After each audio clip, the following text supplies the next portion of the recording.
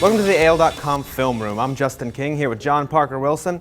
John Parker, we're going to do the same thing that everybody else is doing right now, talking about Alabama, LSU. What's your take on the game? Well, I think it's going to come down to our strength versus their strength. Leonard Fournette versus our defensive line and linebackers with Reggie Ragland, Jonathan Allen, A'Shawn Robinson, those guys up front.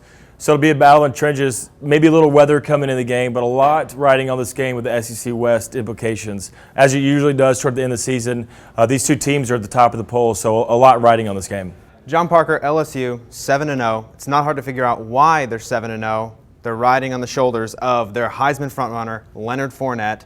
Talk a little bit about what he's capable of doing. Yeah, so right now he's averaging just at 7.4 yards carry, leading right now in the Heisman. So this is a big game for him and LSU because if he can have a standout game against one of the best defenses in the country, it's going to look good for his Heisman hopes. Let's look at a play earlier in the year versus Auburn. We see this play all the time from LSU. The quarterback does a little quick pitch. He's sealing off the end. The guard's going to wrap around, and now our fullback's lead blocker. We've got two lead blockers against Auburn. And they're actually in a good spot to defend this play, and I think this is just respect for Leonard Fournette right here. We're gonna watch the Auburn defense not even try to tackle him. It looks like they're scared, and I think this is something guys are just arm tackling. Finally, at the end, a safety tries to stick his face in there.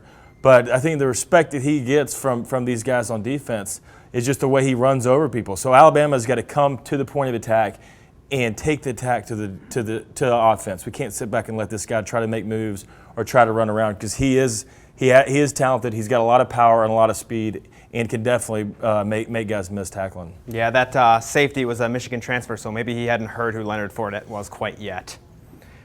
All right, John Parker, so Alabama has a fantastic defense, but they're not invulnerable. Talk a little bit about that. Yeah, good point. So there are some chinks in the armor. One right here is when we're not going to have any secondary support. This is actually, you've heard it before, it's cover zero. So this is an all-out blitz. We've got 4 defensive line rushing, 2 outside linebackers rushing, and then man-to-man on the outside versus the receivers. And then Eddie Jackson's going to be lined up on the tight end.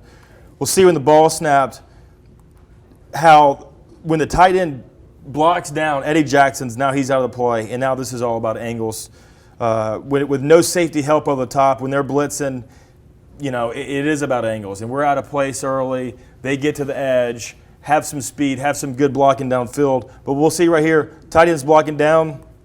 When he steps down, it takes Eddie Jackson out of the play. So it's a good design. Their offensive line does a good job of getting to the edge, setting these angles, and then when everybody's blitzing, there's nobody left in support. This is what it takes. One bad block or one bad tackle, and he's gone. So we can't be out of place. It's all about angles versus a good running back like Fournette. All right, so we saw what Alabama can't do against Fournette. What should they do, and what are they capable of doing? So I think it's taking the attack to them. We talked about the Auburn kind of sitting back on their heels, waiting for Fournette to get to them. Watch Denzel Duval right here. Push the line back. So the line of scrimmage we can see is right here on the 24. He's going to take it and put them in the backfield. Boom, blows up the initial block that's now 3 yards deep and disrupts the whole play. We can have the rest of the line come back. The cavalry's coming, but it's taking that initial push and get them back in the backfield. We'll see right here Anderson do the same thing. We're going to push him in back in the backfield, get behind the line of scrimmage. So the battle's one of the trenches, and if we can get back on their side of the line, it makes Fournette have to make his move quicker and make his adjustments a lot faster. All right, so we've talked quite a bit about Fournette, but Alabama's got a pretty good running back too. Yeah, Fournette's obviously leading Heisman right now, vote getter, but Derrick Henry, I think if he can have a good game, he's going to get people's attention because he is averaging over 100 yards a game. We'll see him right here. We're going to have Calvin Ridley come in motion that we've seen all year from Alabama on the speed sweep, and that gets the defense immediately funneling this way and does a good job for this wraparound guard to come in, kick out, and then Derrick Henry setting up in what is a really good run. It looks like he's just getting to the second level, but we'll take a look at the end zone. We can see the guards wrapping around here. Calvin Ridley is going to do a good job of getting the defense out of position.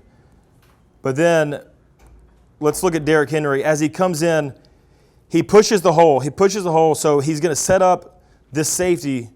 Instead of immediately breaking outside, this safety now has to play this running lane.